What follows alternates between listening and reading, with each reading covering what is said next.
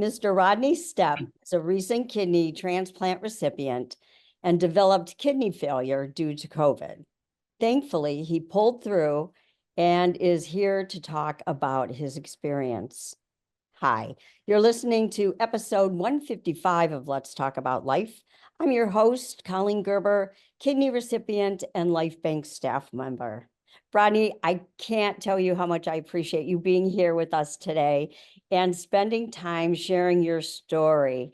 As I mentioned, you were one of the hundreds of thousands of unfortunate people who had a very severe case of COVID. But there is more to it than just COVID. Can you share with our listeners what that experience was like? I sure can. And thank you again for inviting me to be able to tell my story.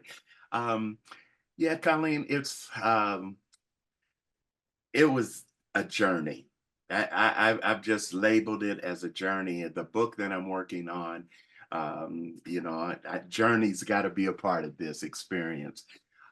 It was devastating. The way that I think I contracted it, and then finding out that there were three other people that got COVID at the place where I was. I pinpointed where I was and everything else, and it's just one of those things where it's like it's just so unbelievable, and then like the miracle of it all. I mean, God just came through, and the doctors knew nothing about COVID during my time, nothing. And they've admitted it. It's so serious. You were actually on a ventilator. Yes, 14 days, 14 14 days days. on the vent, and they really didn't think I was going to pull through. Um, they had a prayer vigil for me. Oh, On that Sunday night, a week after I had been in the hospital. I went in the hospital on a Monday. I was on the vent by Thursday. 2 weeks later, um, 2 weeks later, they were calling people and saying, "Hey, uh, whatever you do, you need to do it now." And a lot of friends, my band members, the lead singer of our group, they all were on text, from what I understand, at 10 o'clock that Sunday night. And at 6 o'clock that Monday evening, they had a prayer vigil at the hospital where over 400 people came out to the hospital. oh my They said, goodness. here's what we've got to hold on to. Easter Sunday, I, I started showing signs of life. Amazing. And I got down, they say, to 10% of breathing on my own. And they said, the vent really doesn't do anything after, if you're not doing at least 25%, the vent's not doing anything for you.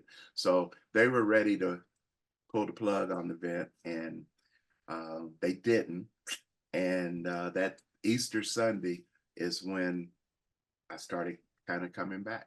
While all that was going on, um, as you mentioned, your body was healing and coming back. However, you had kidney damage that wasn't coming back. They weren't improving.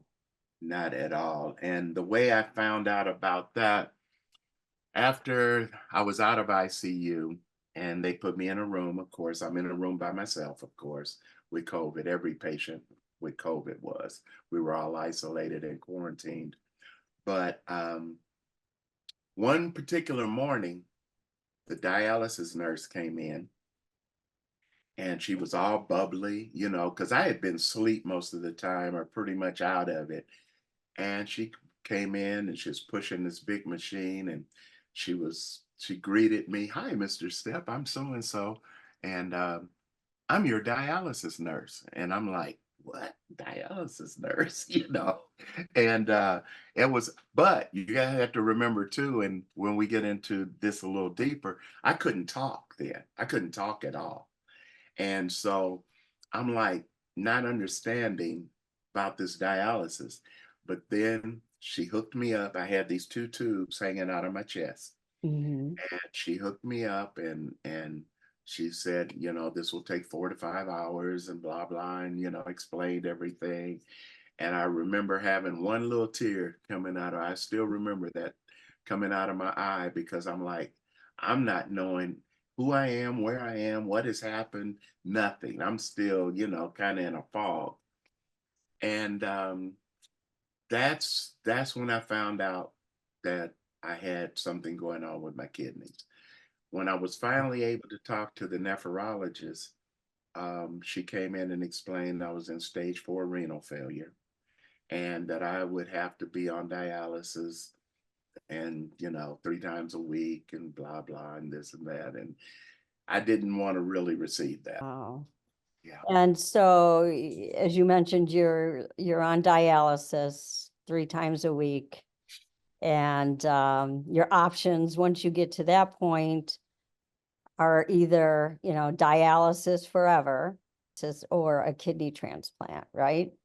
Yes, ma'am. Yes, that is so true. Um, I was blessed. I was on dialysis for 13 months. The first, let's see, May, June, July, August, the first 5 months, I was going to the clinic. I was doing the clinical dialysis, um, 3 days a week, Tuesdays, Thursdays, and Saturdays. Um, and then they talked me into trying peritoneal. Mm.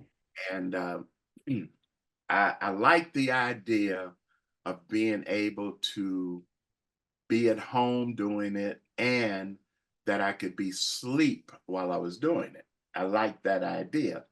What I didn't like was 9 hours every day, you Mm. know. But with me, what I did for a living with the music, playing gigs on weekends and playing at church on Sundays and then working at my job, um, the peritoneal worked out for me. But the problem was the 9 hours.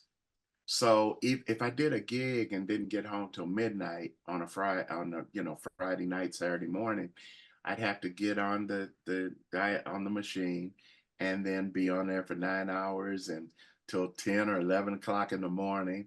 And when I was working and had to be at work at 7 o'clock in the morning, I'd have to hook up by 8 every night.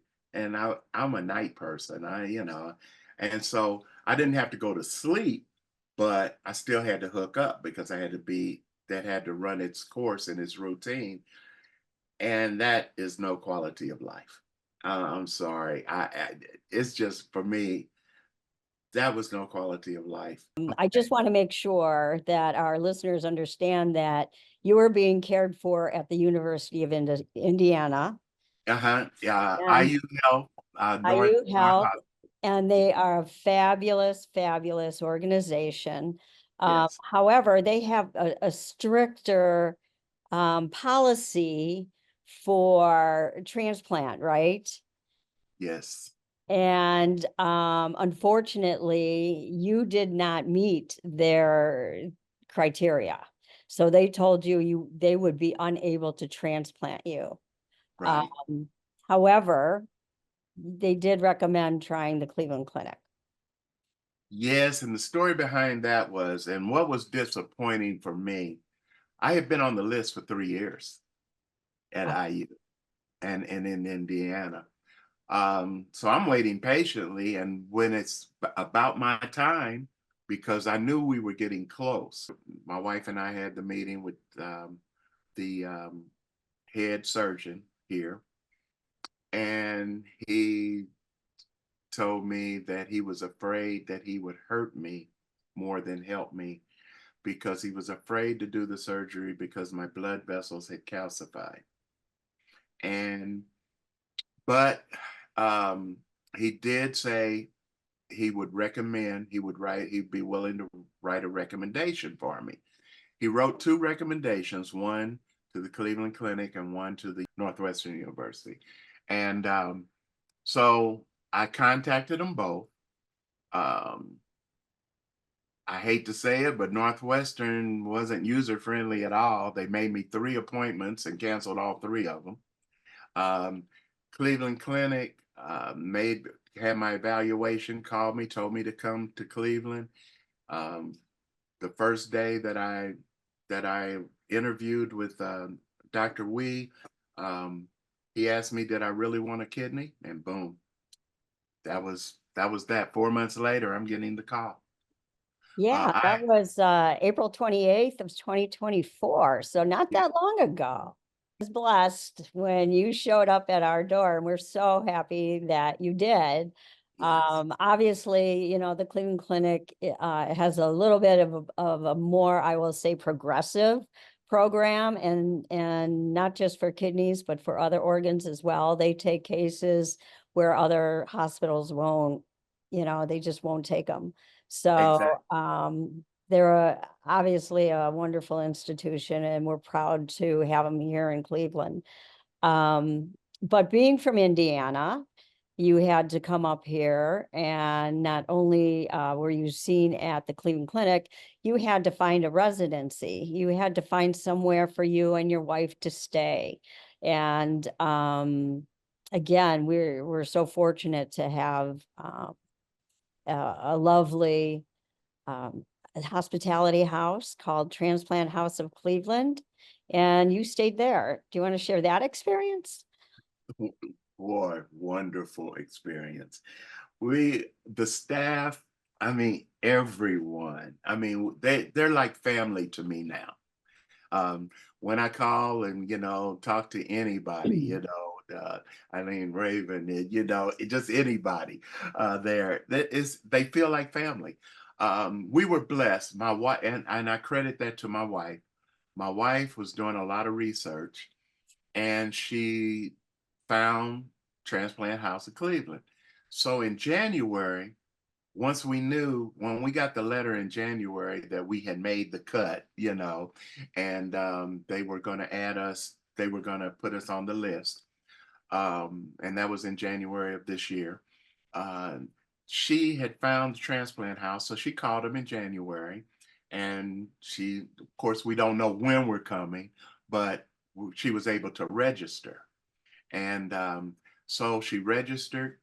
When we got to Cleveland, we I was in the hospital only 2 days. They kick you right out. I had the surgery that Monday morning, and I was kicked out Wednesday evening at 6 p.m. So, uh, but the first 4 days, 5 days, we had to stay at the Holiday Inn, Cleveland.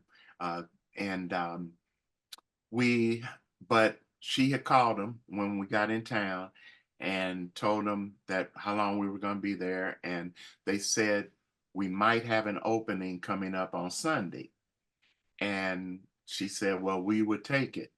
And if they do, we got the call on Saturday that they did have an opening that Sunday. And we moved in that Sunday. We lived there for 4 weeks, and in a one-bedroom apartment that really sleeps about six. you know, it was nice. It really was. That way she could cook my meals. We were comfortable. Everything was just beautiful. And I mean, I can't say enough about the Transplant House of Cleveland. This is my second home. You know, it's so heartwarming to hear that you were able to come to Cleveland. You received a kidney transplant. It obviously is working well. You were only in the hospital a couple of days. The favorite thing of this story for me personally is that you were able to share your talents and your gifts with the folks at Transplant House. And I was hoping that you would share a little bit with our listeners. Can you talk about your musical background and kind of where you started and where you are today? Sure. I started at 4.5 years old. I was blessed. Taking piano lessons. I was accepted by the Jordan College of Music, which is on Butler University's campus at 4.5. My aunt is the one that kind of discovered me as far as she said, something's wrong with that boy. She- and because my aunt had a piano at her house. We didn't have a piano at our house, but my aunt did. And I guess I was 2 years old, and they kept saying every time I came over there, I'd go straight to the piano and I'd climb up on the bench and I'd start messing with the piano. But then they really started paying attention, noticed that I was actually playing tunes. You know, it Mm. might have been just a melody, with one hand or one finger or something, but it was actually a melody. And so my aunt told my mother to go get me tested. The Jordan College of Music usually didn't take kids until they were at least 7 at that point. They took me at 4.5. Wow. And I studied for 11 or 12 years there, as well as playing Mm. in high school bands and orchestras, played clarinet, played sax, and I kept picking up instruments, start playing guitar, bass, this and that. But keyboards has always been my first love. I went on, I started a band when I was 13 years old.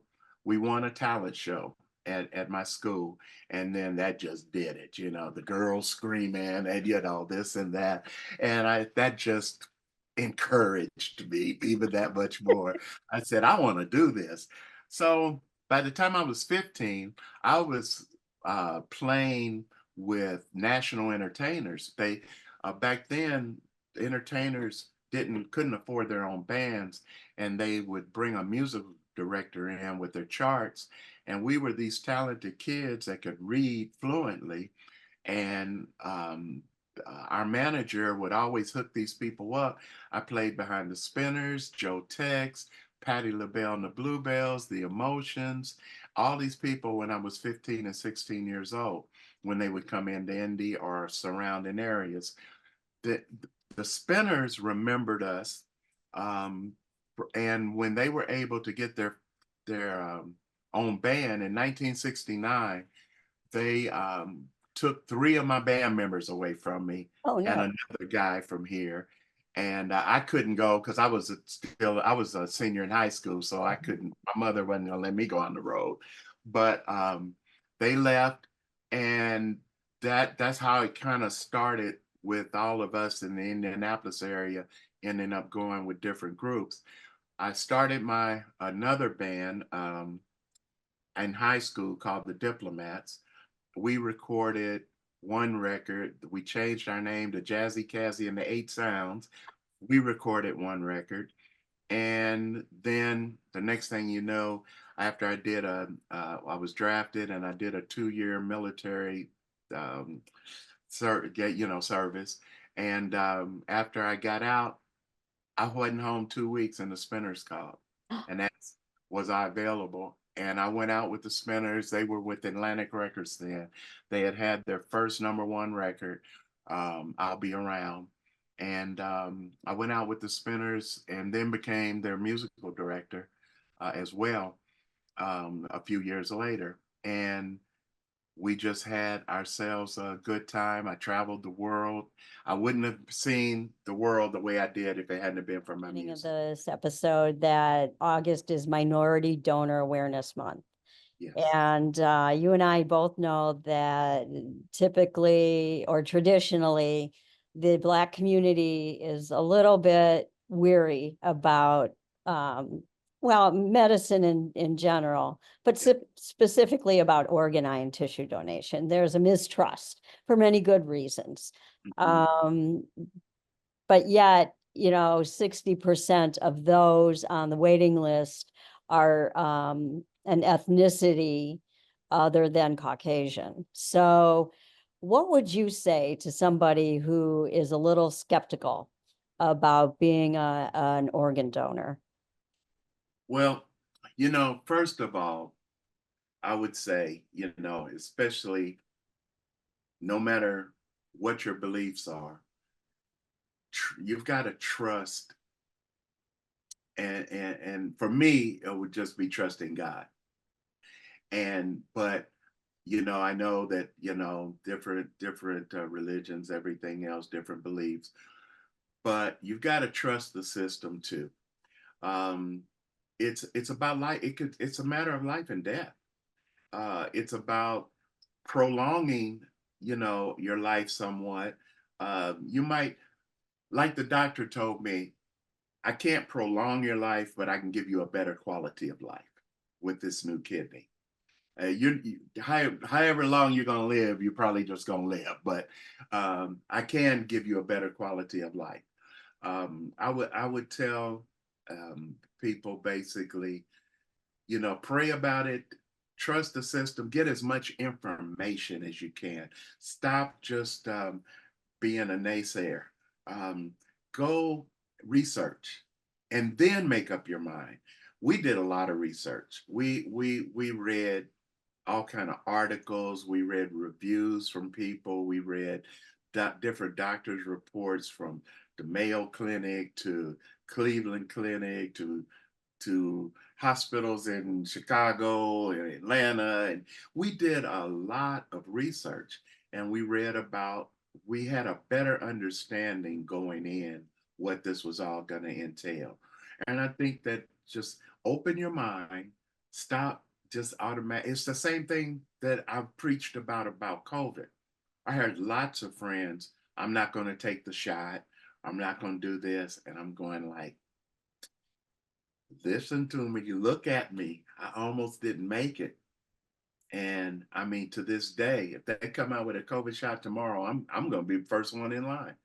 Um, I'm not afraid of it. I'm afraid of COVID. That's what I'm afraid of. And especially now with my immune system being shattered. Right.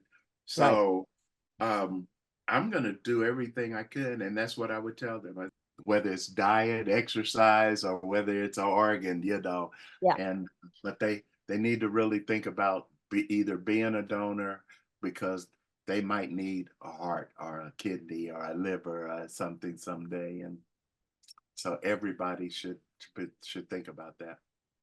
Well, I agree 100%. And thank you again. And I thank you, Colleen. Definitely. It's Oh, my pleasure.